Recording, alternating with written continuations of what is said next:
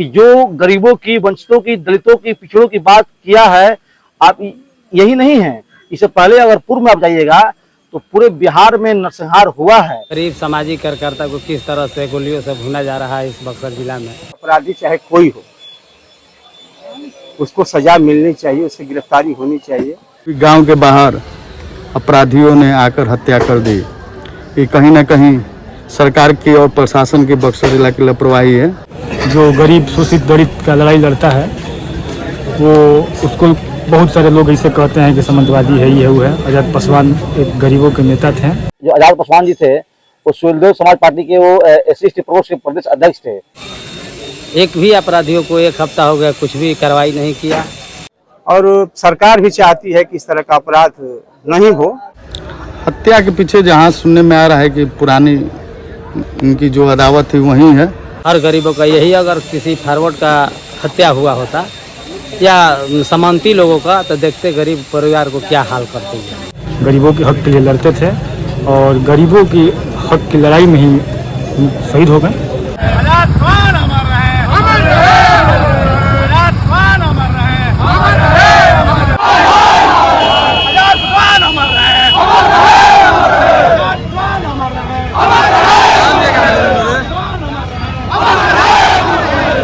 सुभाषपा के महादलित प्रकोष्ठ के बिहार अध्यक्ष आजाद पासवान को अपराधियों ने 7 अगस्त को गोली मार दी थी, जिसके बाद वो गंभीर रूप से घायल हो गए थे, जिनका इलाज पटना के एक निजी अस्पताल में चल रहा था। कल देर शाम उनकी मौत हो गई और मौत की खबर सुनते ही उनके समर्थकों में मायूसी छा गई।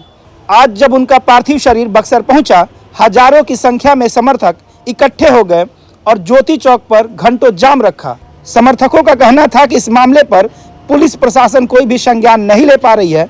इसी वजह से 7 दिन से ज़्यादा हो जाने के बावजूद भी कोई भी अपराधी गिरफ्तार नहीं हो पाया है।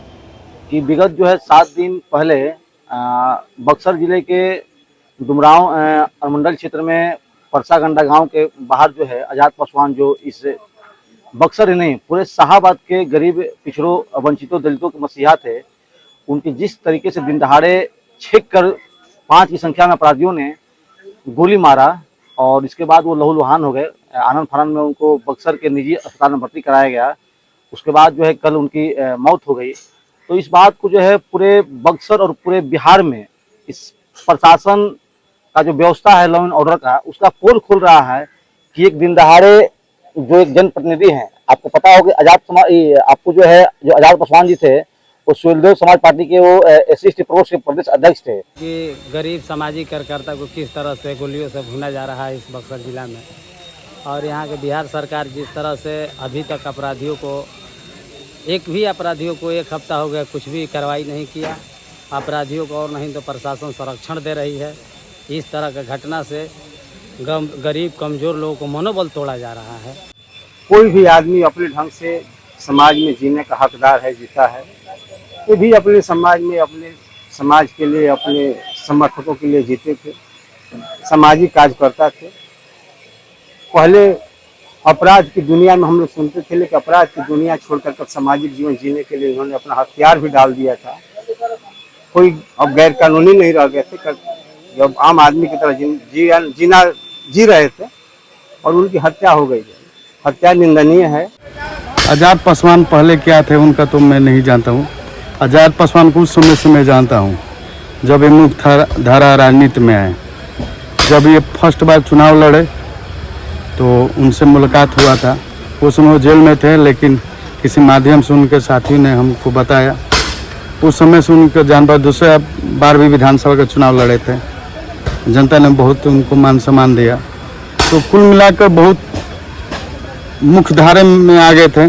समाज में जो गरीब शोषित दलित का लड़ाई लड़ता है वो उसको बहुत सारे लोग ऐसे कहते हैं कि सामंतवादी है, ये वो है। आजाद पासवान एक गरीबों के नेता थे, गरीबों के हक के लिए लड़ते थे और गरीबों की हक की लड़ाई में ही शहीद हो गए। कि जो गरीबों की, वंचितों की, दलितों की, पिछड़ों की बात किया है, आप यही नहीं है।